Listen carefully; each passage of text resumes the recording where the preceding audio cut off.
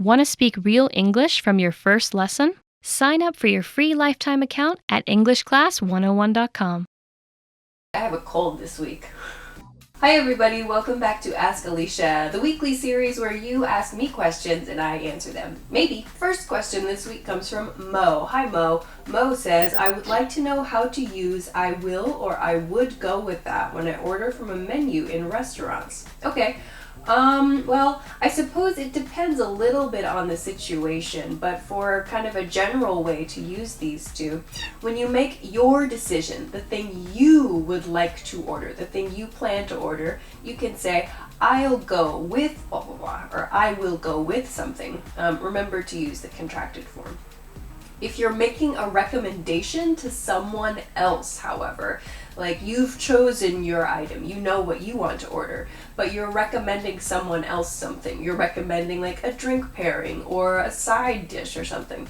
When you want to make a recommendation to someone else, you can say, I would go with the blah, blah, blah. Why? Because when you're saying I would go with, it's like saying if I were you, I would choose this thing. So it's like, if I were you, I would go with that thing. But we don't say if I were you. So when you're making a recommendation, you can say I would go with. When you're talking about your own choice, you can say I'll go with. Hope that helps. Okay, let's go to the next question. The next question comes from Isaac Alexander again. Hi Isaac. Isaac says, hi Alicia, can I also use I've not plus PP for PPT? I think this is past participle is your PP and present perfect tense, maybe is PPT, could be past perfect as well. Let's talk about it assuming it's present perfect tense.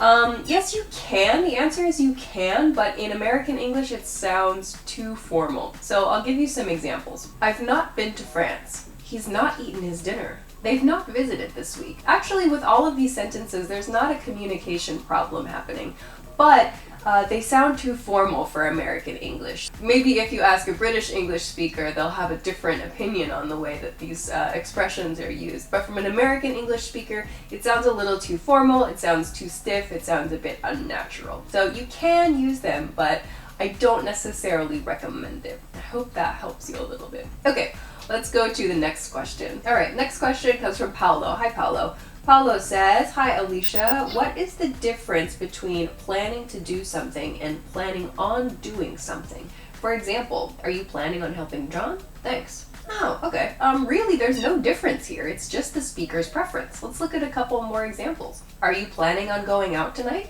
Are you planning to go out tonight? We're planning on having a surprise party.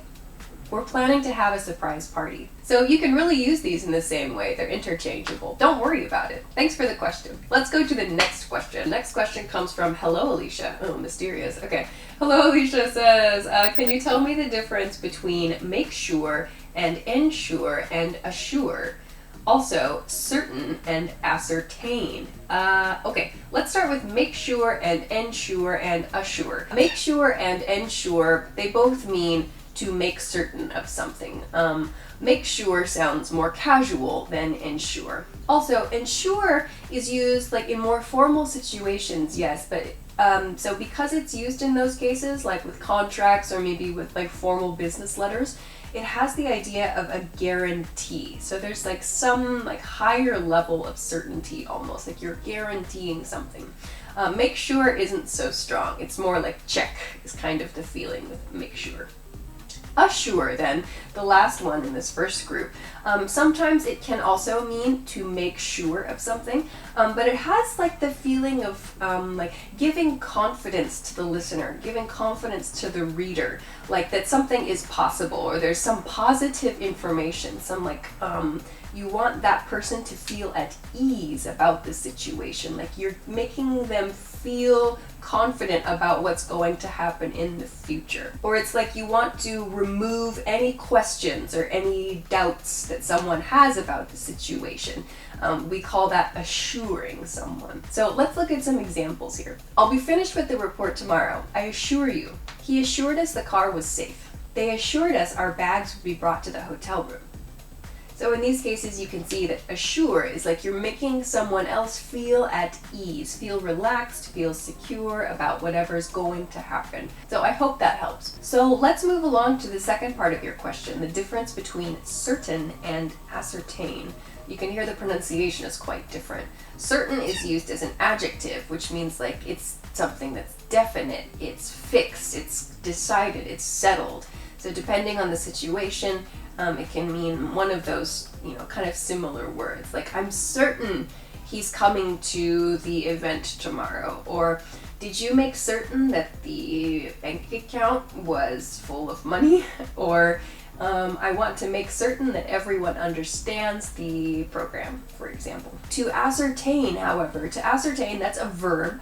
Ascertain is a verb which means like you are making something certain, like you are gaining information in order to feel certain about something. We ascertained that the problems were the result of poor communication. That's data that can easily be ascertained from a quick web search, for example. It means like it's easy for us to find that information or to make certain of that information on the internet. So parts of speech are different. Certain is an adjective, ascertain is a verb. And ascertain means to do something in order to be sure of something, like to be fixed, to be settled on something. So I hope that helps you understand the difference between those words a little bit better. Thanks for the question. All right, let's go on to the next question. Next question comes from Maziar. Hi Maziar. Maziar says, what is the difference in meaning between these two sentences?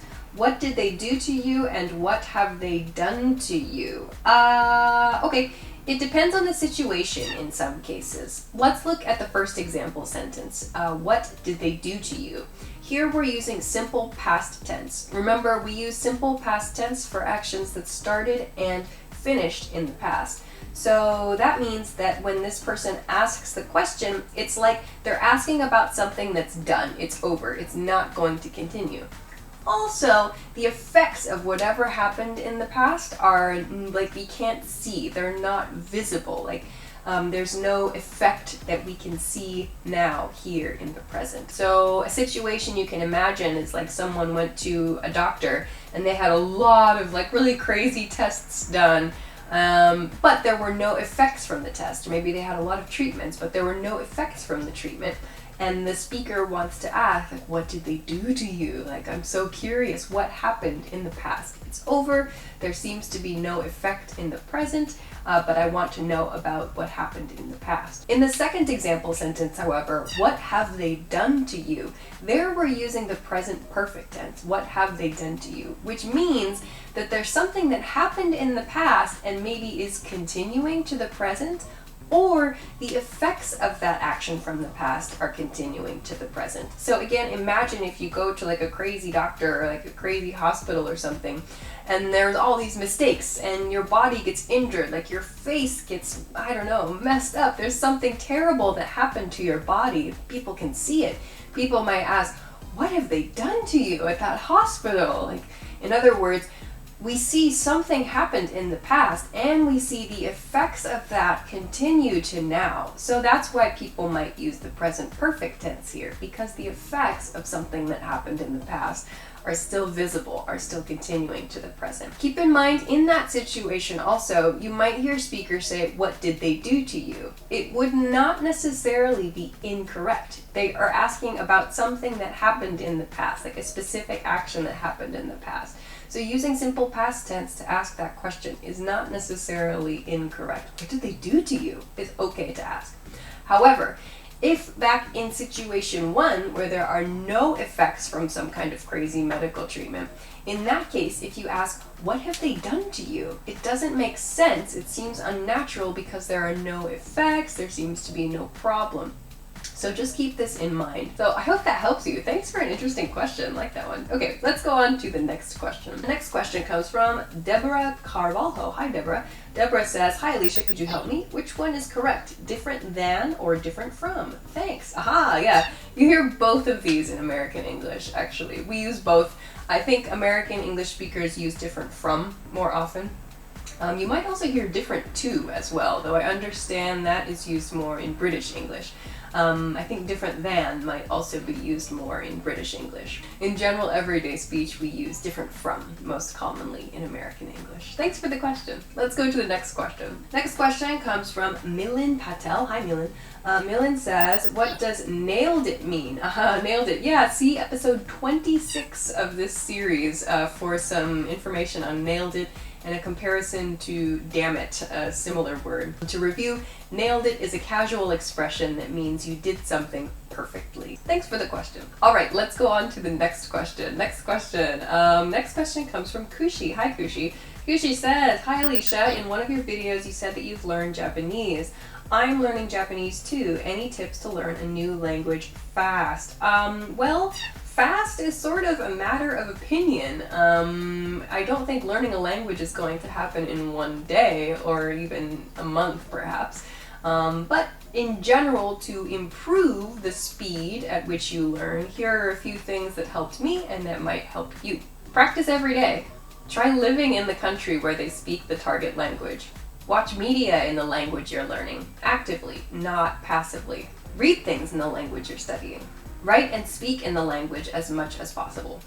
So those are just a few ideas for things that you can do. Yeah, it's an everyday thing, and fast means different things for different people. So I think it's up to you and to your studies and to how much attention and time you devote to reviewing materials and really working hard to understand the things available to you. Also challenge yourself too. Like once you learn something, you have to push on to the next level. Like you can't always just do the thing that's easy for you. You have to be willing to challenge yourself and try new things. So once you learn like how to, I don't know, order food from a restaurant, you need to think about the next thing that you need to be able to do in that language. So keep trying to push yourself too. That can help you avoid that intermediate plateau.